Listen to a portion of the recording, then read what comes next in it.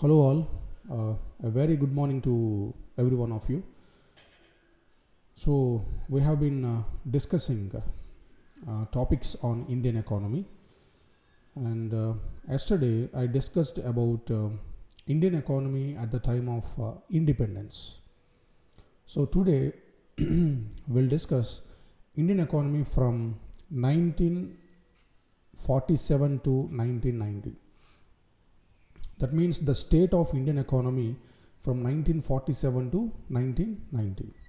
So to understand this lecture clearly, I request you to watch my previous video on Indian economy at the time of independence. Right? Yes. Then economic system. So if you look at the economic system of every country across the globe, there are three fundamental questions which are in common to all. Okay, so what are they? Choice of production, and choice of technology, and distribution of goods and services. So these three are the fundamental questions which are common for every economic system. Right? So choice of production means what goods and services should be produced in the country. Okay, so what goods and services should be produced in the country? So this is the question of choice of production. Then choice of technology means how the goods and services be produced. How the goods and services be produced. Whether the production should be inclusive. Inclusive means more human labor or more capital for producing the things, meaning whether the production should be capital intensive or labor intensive. This is another question. And the third question is how the produced goods and services be distributed among the people. So these are the three questions which are common for every economic system. So the answers for these three questions will be based on the type of economic system. So I would like to define economy again. Economy means production activities. The study of production activities in a well-defined geographical region is called as economy. So economic system means the methods which are followed to perform the production activities is called as economic system. Right? So these three questions which are discussed now, the answers for these three questions depend on the type of economic system. So in general, across the globe, there are three types of economic systems: socialistic economic system, capitalistic economic system, and mixed economic system. Now we'll see the meaning of these three economic systems. So please be careful and please pay attention. These are very, very important, because to improve the livelihoods of the people, economy or the production activities is the main tool. Okay, am I clear? Yes. So look at the socialistic economic system. So under socialistic economic system, goods to be produced based on the needs of the society. Please be careful. Okay, as I said in my earlier classes, the resources are limited and wants or needs of the human beings are unlimited. So by using limited resources, what type of needs of the human beings should be addressed is the question. Under socialistic type of economic system, goods to be produced based on the needs of the society, whereas under capitalistic system, based on the market forces of demand and supply. Okay, that means under socialist system, the production of the goods are based on the needs of the society, whereas under capitalistic system, the production of the goods is based on the market forces. What are market forces? Demand and supply. So based on the demand from the society, the goods are manufactured.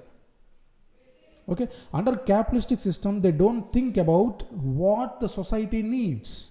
They always think about what society demands, right? So under mixed economic system, public sector and private sector exists side by side. Okay, we'll come to this later. Then how goods are to be distributed and how to distribute will be decided by the government, right? So under socialistic type of economic system, goods to be produced based on the needs of the society, as well as how goods are to be distributed and how to distribute will be decided by the government. Okay, and the next thing is there is red tapeism under socialistic economic system. What is the meaning of red tapeism? Red tapeism means excessive regulation. Regulation for what? Regulation for doing economic activities. Regulation for establishing the industries. Under socialistic system, there are wide regulations. Okay? And corruption are predominant drawbacks. So when there is a huge regulation, obviously there will be corruption. Okay? And the aim of the socialistic system is equitable distribution of income. Equitable distribution of income is the prime goal of this socialistic economic system. You may have a question, how is it possible? How equitable distribution of income is possible in socialistic economic system? Here my answer is, as I told you earlier, under socialistic type of economic system, the factors of production, land, labor, capital and organization are controlled by the state, meaning the private players, the intervention of the private players in the economic system is minimal. Almost all economic activities are controlled or regulated by the state. So whatever the profits that are derived from the economic activities will be distributed equally among the people. Okay, so this is the main ideology of socialistic economic system. If you look at the capitalistic economic system, the production of goods is based on the market forces, as I said a few minutes back. And profit is the main motto. So the motto of the socialistic economic system is welfare, whereas the motto of the capitalistic economic system is profit. Okay. And the next point, production will be as per the demand. Okay. So the production of goods is not as per the needs of the society. It is as per the demands of the society. Okay. So it is also called as a free market economy or laissez-faire. So free market economy means there is no intervention of the state in economic activities. Okay. So next, it results in unequal distribution of income, because due to many inequalities in capitalist economy, most of the people cannot become competitive. Only few people can become competitive and they earn good profits.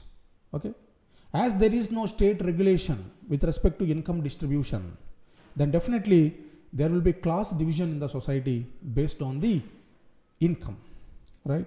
So, and government's intervention will be less. This is another point in the capitalist economic system. So because of less government intervention, the welfare of the people will be in vain, right? So this is the drawback of the capitalistic economic system. So what is the prime motto of the capitalistic economic system? To create competition among the entrepreneurs or among the people, and profit is the main motto of the capitalistic economic system. Under capitalistic economic system, individuals are given more preference than society as a whole. Whereas in socialistic system, society as a whole is given more preference than individual. Right? Then next, mixed economic system.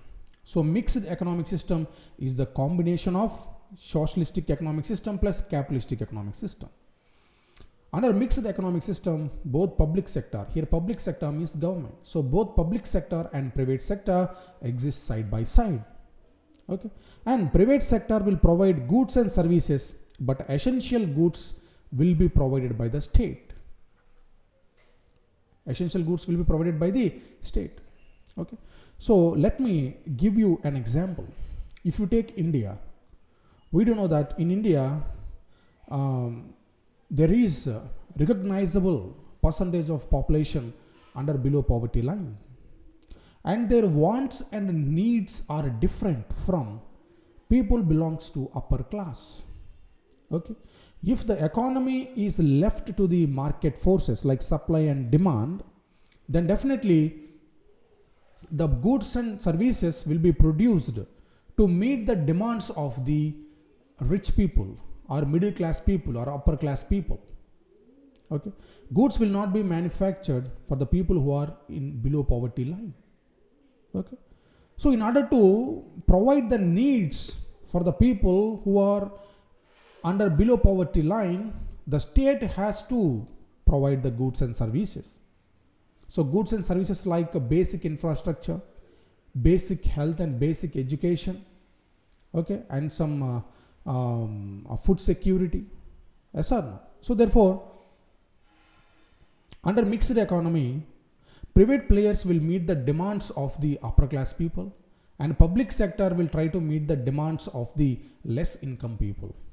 So in that way, balance is maintained in private sector. I mean, in mixed economy. Meaning, on one way, the government, on one hand, the government is supporting the private players, that means encouraging the competition. On the another hand, it is involving itself in goods production to meet the demands of the needy people, the poor sections of the society. Okay? So the best example for mixed economic system is India. In India, we have adopted mixed economic system. So we are encouraging the private players as well as we are providing goods and services for the poor sections of the Indian society. So we can say that mixed economy is a balanced design, right? So as I said, mixed economic system aims balanced development. So, but corruption is the biggest problem and efficiency of public enterprises is another concern. Of course, you can find no system across the world as ideal because every system has its own flaws, its own drawbacks. The thing is, we have to weigh out the drawbacks and advantages. So when the advantages outweigh the drawbacks, then we will go for that system. Okay, at present, mixed economic system is the best economic system in relation to another available economic systems. Okay, and India is the best example for the success of mixed economic system. Okay, right. Thank you very much. In the next video, we'll discuss the merits and demerits of the mixed economic system. Okay, thank you very much.